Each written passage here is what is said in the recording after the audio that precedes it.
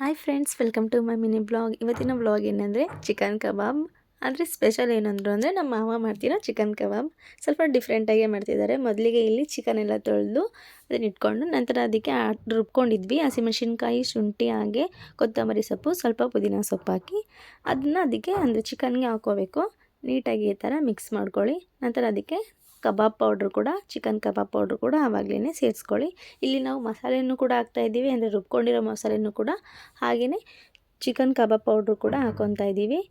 ಯಾಕಂದರೆ ಸ್ವಲ್ಪ ಡಿಫ್ರೆಂಟಾಗಿ ಮಾಡ್ತಿರೋದ್ರಿಂದ ಎರಡು ಮಸಾಲೆ ಕೂಡ ಹಾಕ್ಕೊತಾ ಇದ್ದೀವಿ. ಈ ಥರ ನೋಡಿ ಹಾಕ್ಕೊಂಡು ನೀಟಾಗಿ ಮಿಕ್ಸ್ ಮಾಡ್ಕೊಂಡು ಅದಕ್ಕೆ ಸ್ವಲ್ಪ ಚಿಲ್ಲಿ ಪೌಡರ್ನು ಕೂಡ ಹಾಕ್ಕೊತಾ ಇದ್ದೀವಿ. ಸ್ವಲ್ಪ ಸ್ಪೈಸಸ್ ಮಾಡೋಣ, ಜಾಸ್ತಿ ಖಾರ ಇರಲಿ ಅಂತ ಈ ಥರ ಮಾಡ್ಕೊತಾ ಇದ್ದೀವಿ ಅಷ್ಟೇ.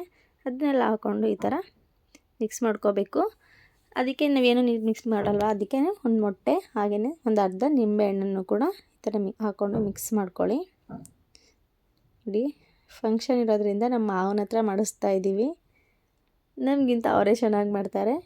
ನೋಡಿ, ಇನ್ನೊಂದು ಸ್ವಲ್ಪ ಒಂದು 1/4 ಸ್ಪೂನ್ ಆಗುವಷ್ಟು ಅರಿಶಿನ ಪುಡಿನೂ ಕೂಡ ಆವಾಗಲೇ ಸೇರಿಸ್ಕೊಳ್ಳಿ.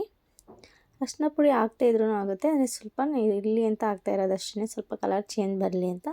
ಹಾಗೆ ಒಂದು ಚಿಟಿಕೆ ಆಗುವಷ್ಟು ಉಪ್ಪನ್ನು ಕೂಡ ಸೇರಿಸ್ಕೊಂಡಿದ್ವಿ. ಇವಾಗ ನೋಡಿ, ಮಸಾಲೆ ಎಲ್ಲ ಆಗಿ ನೀಟಾಗಿ ರೆಡಿಯಾಗಿದೆ. ಇದಕ್ಕೆ ಇನ್ನೊಂದು ಸ್ವಲ್ಪ ಖಾರ ಬೇಕು, ಸ್ಪೈಸಿ ಇರಲಿ ಅಂದರೆ ಮತ್ತೆ ಸ್ವಲ್ಪ ಕಬಾಬ್ ಪೌಡ್ರನ್ನು ಕೂಡ ಹಾಕ್ಕೊಳ್ಳಿ. ಬೇಡ ಅಂದರೆ ಹಾಕ್ಕೊಳ್ದೇ ಇರ್ಬೋದು.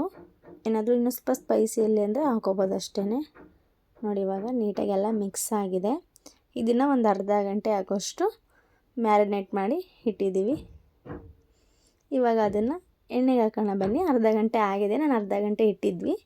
ಇವಾಗ ನೋಡಿ, ಎಣ್ಣೆ ಕಾಯೋದಕ್ಕಿಟ್ಟು ನಾವು ಆಲ್ರೆಡಿ ಅದನ್ನು ಒಂದು ಒಬ್ಬೆ ಬೇಯಿಸ್ಕೊಬಿಟ್ಟಿದ್ವಿ. ಅದು ವೀಡಿಯೋ ಮಾಡೋದಕ್ಕಾಗಿರಲಿಲ್ಲ, ಅದಕ್ಕೆ ಇವಾಗ 2ನೇ ಸತಿ ಬೇಯಿಸ್ತಿರೋದನ್ನು ವೀಡಿಯೋ ಮಾಡಿದ್ದೀನಿ. ಇವಾಗ ನೋಡಿ, ಎಲ್ಲ ಒಂದೊಂದಾಗಿಯೇ ಹಾಕ್ಕೊಂಡು ಬೇಯಿಸ್ತಾ ಐತೆ. ನಮ್ಮ ಮಾವನೇ ಮಾಡ್ತಾ ಇರೋದು, ಬೇಯಿಸ್ತಿರೋದು ಕೂಡ ಅವರೇನೆ.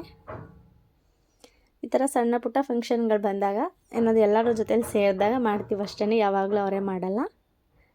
ಇವಾಗ ನೋಡಿ, ಬೇಯ್ತಾ ಇದೆ. ಲೋ ಫ್ಲೇಮಲ್ಲೇ ಬೇಯಿಸ್ಕೊತಾ ಇದ್ದೀವಿ, ಯಾಕಂದರೆ ಚಿಕನ್ ಮೇಲ್ಗಡೆ ಸ್ಪೈಸಸ್ ಹಾಕಿರೋದ್ರಿಂದ ಮೇಲ್ಗಡೆ ಬೇಗ ಬೆಂದ್ಬಿಡುತ್ತೆ, ಒಳಗಡೆ ಬೇಯೋದಿಲ್ಲ, ಸಿಸಿರುತ್ತೆ. ಅದಕ್ಕೋಸ್ಕರ ನೀಟಾಗಿ ಲೋ ಫ್ಲೇಮಲ್ಲಿ ಇಟ್ಕೊಂಡು ಬೇಯಿಸ್ಕೋಬೇಕು.